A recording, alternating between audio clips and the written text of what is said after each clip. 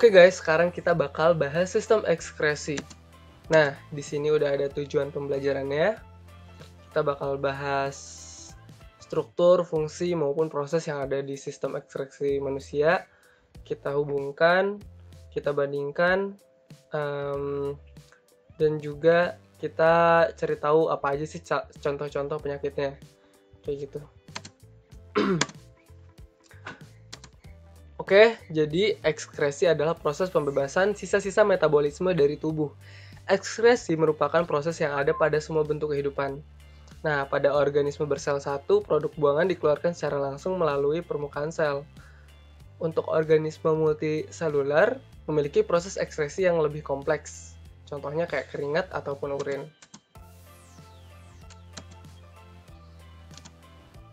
Nah, jadi limbah hasil metabolisme ini bersifat racun atau toksik. Karenanya, tubuh akan mencoba untuk mengeluarkan zat tersebut. Nah, contoh-contohnya ada misalnya amonia. Jadi amonia itu kalau misalnya di tubuh itu bakal fatal. Bisa menyebabkan banyak penyakit. Karenanya perlu dikeluarkan. Terus juga urea berasal dari bahan organik tertentu seperti asam amino dan juga purin.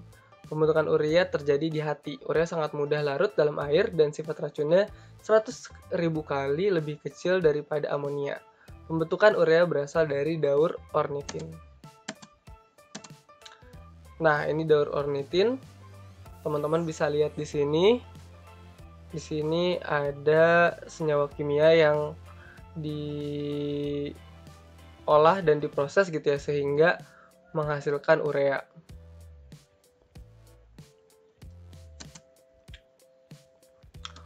Oke, selanjutnya ada asam urat. Nah, asam urat pada manusia berasal dari pemecahan asam nukleat. Pada beberapa orang, konsentrasi asam urat cukup tinggi sehingga gas asam urat mengendap. Nah, jika asam urat ini tertimbun di persendian, entah itu di tangan ataupun di kaki gitu ya, itu akan menyebabkan rasa sakit atau nyeri. Nah, strukturnya kurang lebih seperti ini. Asam urat itu yang ini nih. Oke. Nah, jadi sistem ekskresi manusia itu sebenarnya cukup mewakili hewan. Nah, diantaranya ada paru-paru, hati, kulit, dan juga ginjal. Mungkin di bab ini kita bakal lebih bahas ginjal ya, karena mungkin paru-paru ada di sistem pernapasan, hati mungkin agak beda juga gitu ya, dan kulit emang ada di pembahasan yang lain, nanti kita bahas lebih lanjut. Nah, sekarang kita bakal lebih detail di ginjal.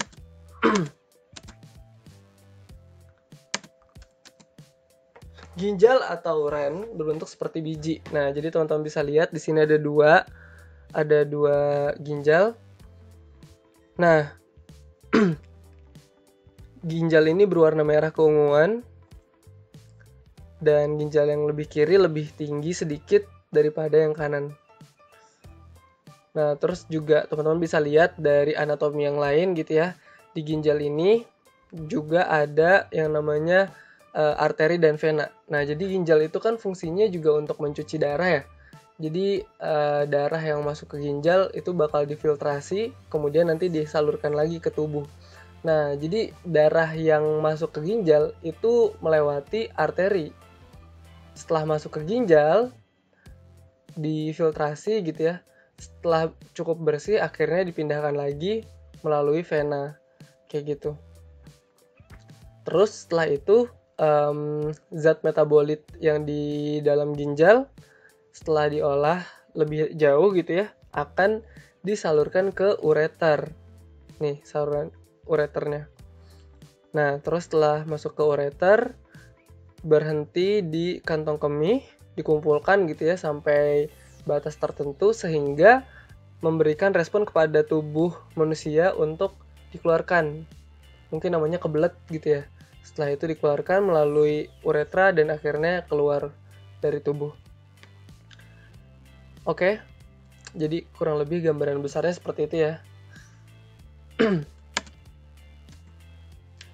Nah, fungsi ginjal itu ada 4 setidaknya ya. Pertama, membuang sisa metabolisme dari tubuh.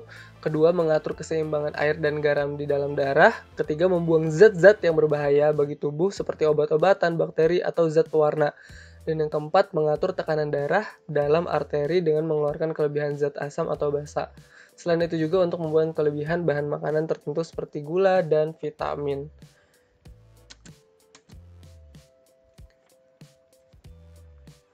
Nah, jadi kita sedikit menjelaskan dari segi bentuk ginjalnya gitu ya. Ada gambarnya nggak sih? Atau ini penjelasan aja ya? Penjelasan aja mungkin ya. Nah, jadi lapisan ginjal bagian luar disebutnya korteks. Terus lapisan dalam disebutnya medula. Nah, terus yang paling dalam disebutnya pelvis renalis. Jadi ada 3 bagian di ginjal. Terus dari situ ada yang namanya korteks, medula, dan pelvis renalis. Nah, terus ada yang namanya nefron. Nefron ini adalah unit terkecil yang menjadi tempat proses diolahnya zat-zat metabolit gitu ya oleh ginjal kayak gitu. Jadi mungkin di sini ada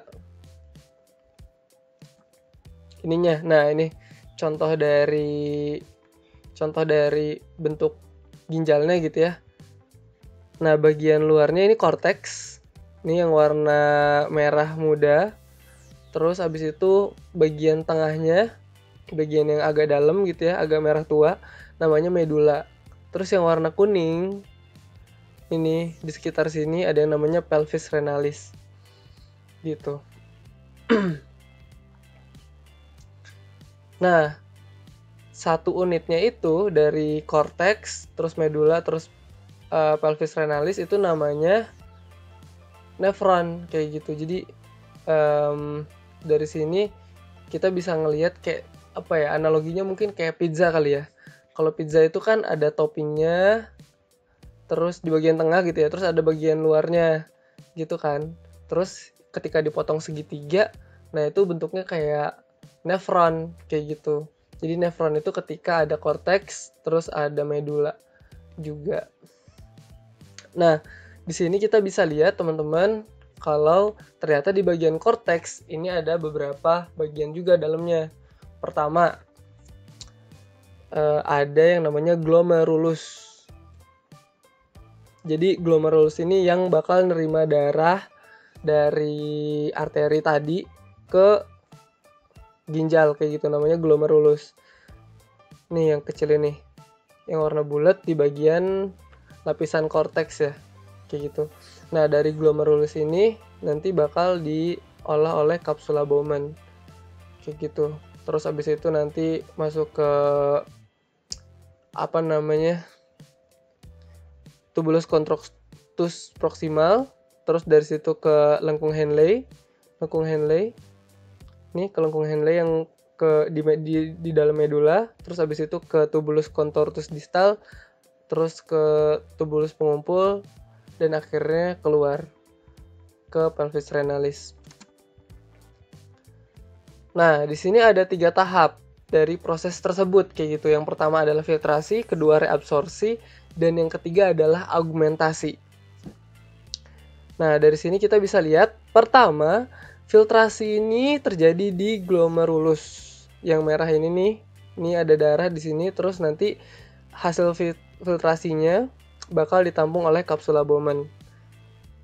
Nah, ini ada zat-zat yang masih terdapat di kapsula Bowman gitu ya. Apa aja sih yang tersimpan di sana kayak gitu.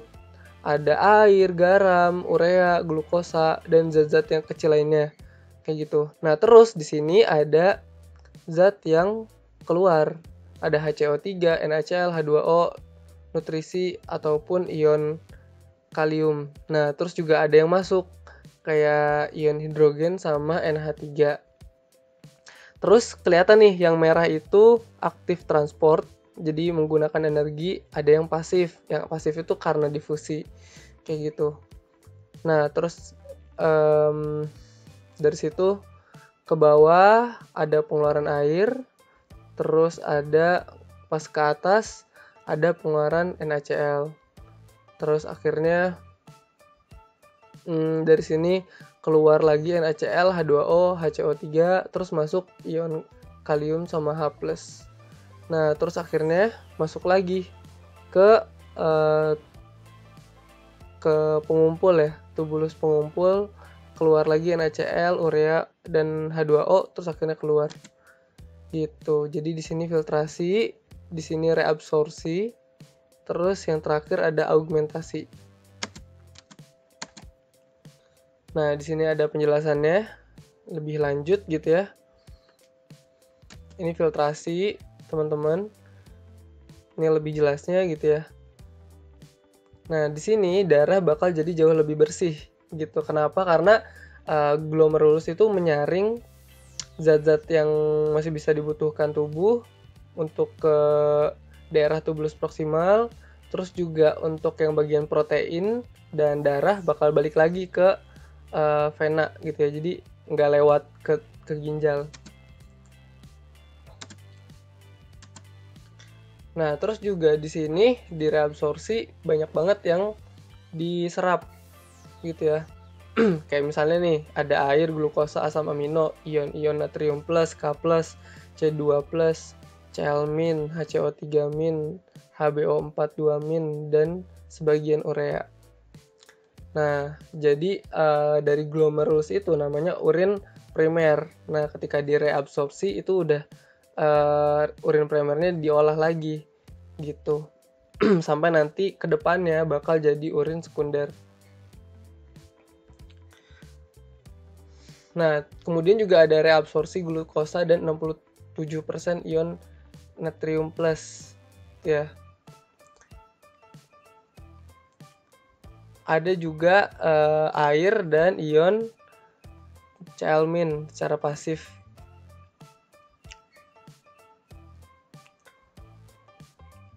Nah, sisanya apa? Sisanya itu ada air, garam, urea, dan pigmen empedu yang berfungsi untuk memberi warna dan bau pada urin. Itu namanya bilirubin ya, bilirubin dan biliverdin. Nah, sedikit penjelasan kenapa sih ketika turun yang diserupnya H2O, terus yang ketika keluar ketika ke atas ya lengkung Henle-nya ini kenapa garam. Nah, ini karena ada perbedaan lapisan semi permeabel. Ketika ke bawah, lapisannya itu lebih mudah untuk menyerap H2O kayak gitu. Tapi ketika ke atas lebih mudah untuk menyerap NaCl kayak gitu. Jadi lapisan si lengkung Henle-nya ini ada perbedaan kayak gitu. Oke, selanjutnya augmentasi atau pengumpulan seperti yang tadi udah dijelaskan. Jadi di sini zat yang tadi udah diserap udah selesai, terus juga dari tubulus contortus distal ini akan turun menuju tubulus pengumpul kayak gitu. Nah, dari sini akhirnya terbentuklah urin sekunder kayak gitu. Nah, urin ini bakal dibawa ke pelvis renalis. Dari pelvis renalis ini bakal mengalir melalui ureter menuju vesika urinaria atau kantong kemih yang kemudian akan menjadi tempat penyimpanan sementara urin. Nah, ini nih contohnya. Contoh gambarnya. Oke. Nah, di sini pun ada zat-zat yang mempengaruhi produksi urin. Ada zat diuretik, misalnya kopi, teh, dan juga alkohol. Akan menghambat reabsorpsi ion natrium. Sebagai akibatnya, penyerapan urin terhambat dan volume urin akan meningkat. Pengeluaran urin secara berlebihan disebut diuresis. Jadi kayak kebelet terus, ingin buang air kecil terus, kayak gitu ya. Nah, terus juga ada pengaruh suhu. Suhu internal dan eksternal naik di atas normal, maka kecepatan respirasi meningkat, menyebabkan pembuluh kutaneus melebar sehingga cairan tubuh berdifusi dari kapiler ke permukaan kulit. Saat volume air dalam tubuh menurun, reabsorpsi air meningkat. Di samping itu, peningkatan suhu merangsang pembuluh abdominal mengerut sehingga aliran darah di glomerulus dan filtrasi turun. Meningkatnya reabsorpsi dan berkurangnya aliran darah di glomerulus mengurangi volume urin. Jadi kalau misalnya suhunya meningkat, kita keringetan, istilahnya kayak gitu. Terus akhirnya urinnya bakal lebih sedikit, kurang lebih sederhananya kayak gitu. Cuman kalau misalnya kondisinya dingin, kita nggak keringetan, nggak terjadi metabolisme yang banyak di permukaan kulit, kita bakal jadi lebih sering untuk buang air kecil, kayak gitu. Nah, terus juga ada volume larutan. Volume larutan dalam darah berpengaruh terhadap produksi urin. Jika kita tidak minum air seharian, maka konsentrasi air di darah menjadi rendah. Nah, sebaliknya kalau seandainya kita terlalu banyak airnya, berarti nanti konsentrasi air di darah tinggi, akhirnya ketika nanti darah melewati ginjal, difiltrasi oleh glomerulus, itu akan menyerap banyak air, sehingga airnya bakal masuk ke ginjal, ke pelvis renalis, masuk ke kantung kemih gitu ya, akhirnya dikeluarkan menjadi urin, dan itu akan jadi jumlah yang cukup banyak kayak gitu. Jadi makin banyak minum, makin banyak urin. Nah, sekarang kita lanjut ke gangguan pada ginjal. Ada nefritis, adalah kerusakan bagian glomerus ginjal akibat alergi racun kuman, biasanya oleh bakteri Streptococcus. Nah, akibatnya apa? Akibatnya ada uremia dan udema. Uremia itu masuknya kembali asam urin dan urea ke pembuluh darah. Terus udema adalah penimbunan air di kaki karena reabsorpsi air terganggu. Selanjutnya ada batu ginjal. Ini karena ada pengendapan garam kalsium di dalam rongga ginjal. Mungkin karena sering menahan buang air kecil juga gitu ya, akhirnya tertimbun cukup banyak dan akhirnya menjadi batu. Oke, terus yang ketiga ada albuminuria. Jadi ada albumin pada urin, terus ada glikosuria, ada glukosa pada urin, terus ada hematuria. Hematuria itu ada sel darah merah dalam urin. Yang mana mungkin dari tiga ini ya, albumin, glukosa, sel darah, seharusnya itu nggak ada di dalam urin. Harusnya balik lagi ke darah kayak gitu. Nah, terus juga ada ketosis, itu ada senyawa keton di dalam darah. Terus ada diabetes mellitus, itu penyakit yang muncul karena pankreas tidak menghasilkan atau hanya menghasilkan sedikit sekali insulin. Terus ada diabetes insipidus, itu adalah suatu penyakit yang menyebabkan penderita mengeluarkan urin terlalu banyak. Nah, penyebabnya itu karena kekurangan hormon ADH. ADH ini dihasilkan oleh kelenjar hipofisis bagian belakang.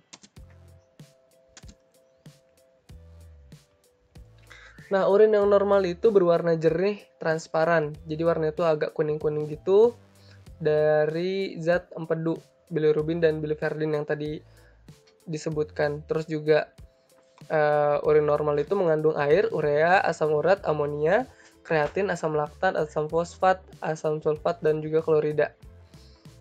Dan intinya banyak zat-zat berlebih yang kalau seandainya dikonsumsi oleh tubuh kita akan dikeluarkan lewat urin juga. Nah, ini dialisis darah. Jadi kalau misalnya ginjal kita rusak atau misalnya bermasalah, kita bisa cuci darah dengan proses difusi sederhana gitu ya. Nah, ini alatnya, dan ini kayaknya cukup mahal sih kalau misalnya kita menggunakan alat ini. Makanya mungkin kita perlu bersyukur ketika kita memiliki ginjal yang sehat. Oke, thanks for watching. Bisa di like dan subscribe buat ngedukung channel ini. Bye.